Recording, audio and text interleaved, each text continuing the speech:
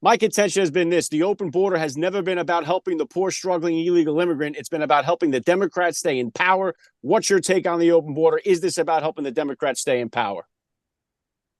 There's no question about it in my mind. They're putting our country's security at risk.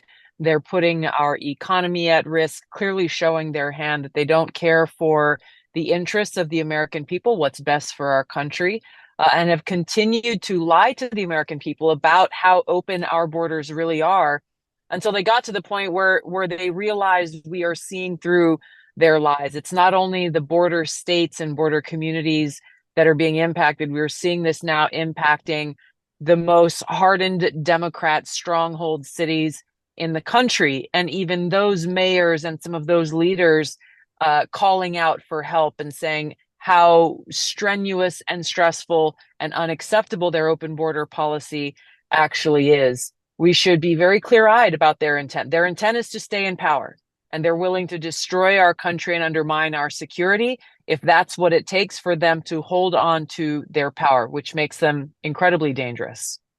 They are dangerous, and they hate this country. These Democrats, they really hate, especially these, these ones on the far left. They really hate America. What is your strongest message that you make, not for these Trump derangement syndrome people? We know they're never coming back, but what's the strongest argument you make for the Democrats now that are the old school Democrats to bail on that Democrat Party?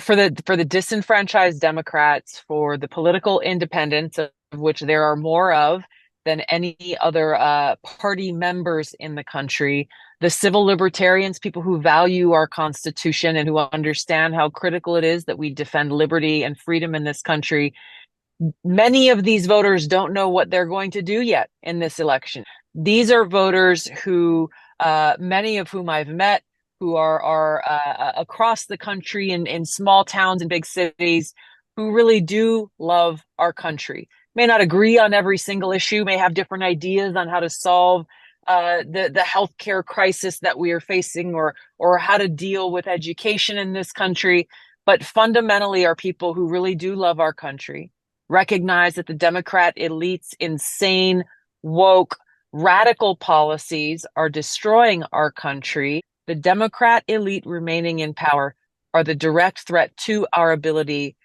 to have life, liberty, and the opportunity to pursue happiness in our country. That has everything to do with domestic policy, the direct undermining of our fundamental God-given rights and freedoms in the Constitution, the undermining of the rule of law, the undermining of our democracy, where we, the people, get to say who we want to serve in office.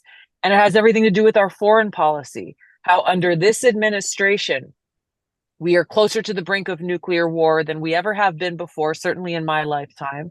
And we are on the brink of war with Russia, with China, with Iran, with North Korea, on multiple fronts around different regions of the world.